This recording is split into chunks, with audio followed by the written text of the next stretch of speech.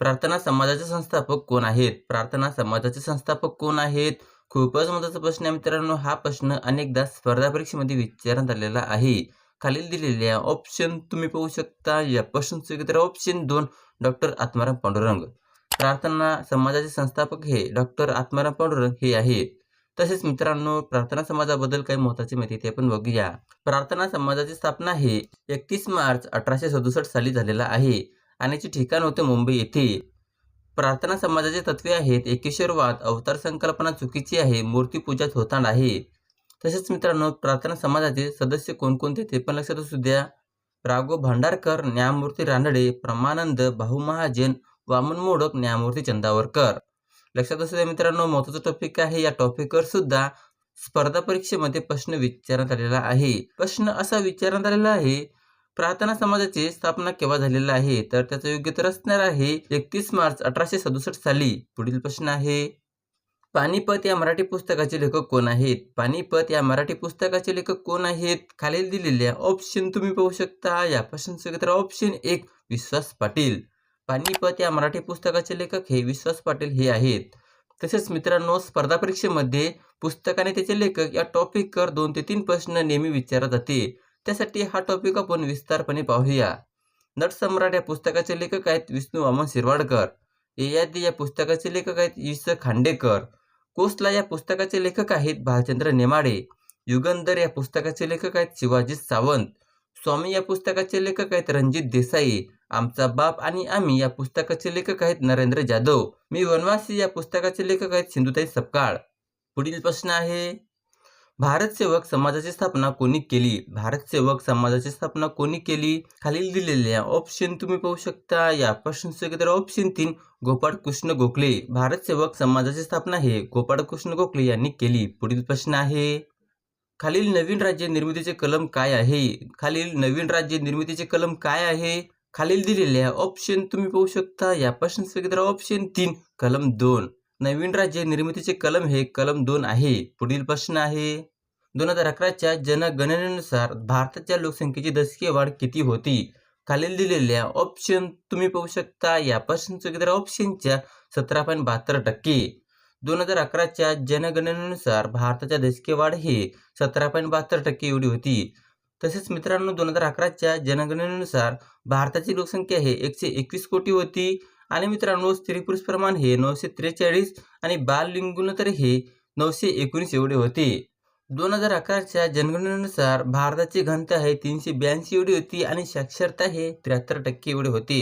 लक्षात असू द्या मित्रांनो, 2001च्या तुलनेत 2011ची वाढ हे 17.72% एवढे झाले. पुढील प्रश्न आहे, रयतवारी पद्धत कोणत्या वर्षी सुरू झाली? रयतवारी पद्धत कोणत्या वर्षी सुरू झाली? खालील दिलेल्या ऑप्शन तुम्ही पाहू शकता. या प्रश्नाचे उत्तर ऑप्शन 4 1820 साली.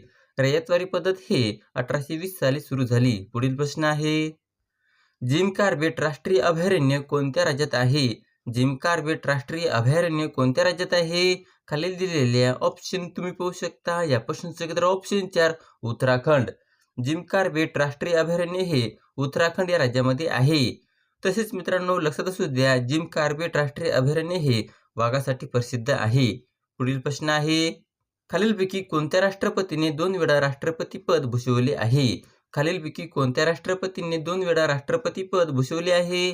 खालील दिलेल्या ऑप्शन तुम्ही पाहू शकता. या प्रश्नाचे उत्तर ऑप्शन 3 डॉक्टर राजेंद्र प्रसाद.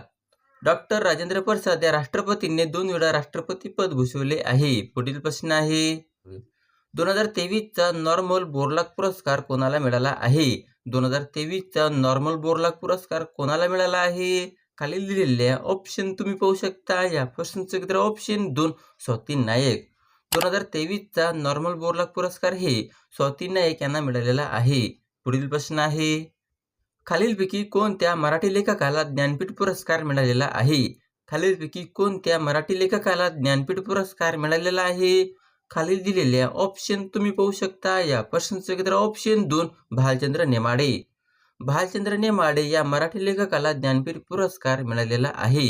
तसेच मित्रांनो, लक्षात असू द्या, वि.स. खांडेकर यांना 1974 साली ययाती या कादंबरीला ज्ञानपीठ पुरस्कार मिळालेला आहे. विष्णू वामन शिरवाडकर यांना 1986 साली विशाखा या कादंबरीला ज्ञानपीठ पुरस्कार मिळालेला आहे.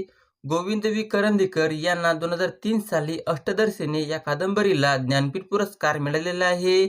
भालचंद्र नेमाडे यांना 2014 साली हिंदू या कादंबरीला ज्ञानपीठ पुरस्कार मिळालेला आहे.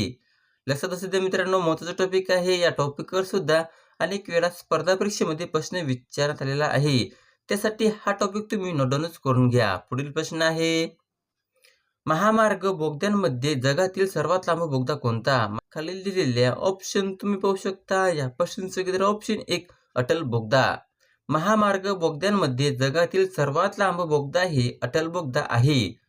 पुढील प्रश्न आहे, पण त्याआधी मित्रांनो, जर तुम्हाला अशाच प्रकारची व्हिडिओ पाहायचं असल्यास चॅनलला सबस्क्राईब करायला विसरू नका. पुढील प्रश्न आहे, 71व्या मिस वर्ल्ड स्पर्धेचे आयोजन कोणत्या देशात केले आहे? 71व्या मिस वर्ल्ड स्पर्धेचे आयोजन कोणत्या देशात केले आहे? खालील दिलेल्या ऑप्शन तुम्ही पाहू शकता. या प्रश्नाचं उत्तर ऑप्शन 2 भारत. 71व्या मिस वर्ल्ड स्पर्धेचे आयोजन हे भारत या देशामध्ये केलेले आहे.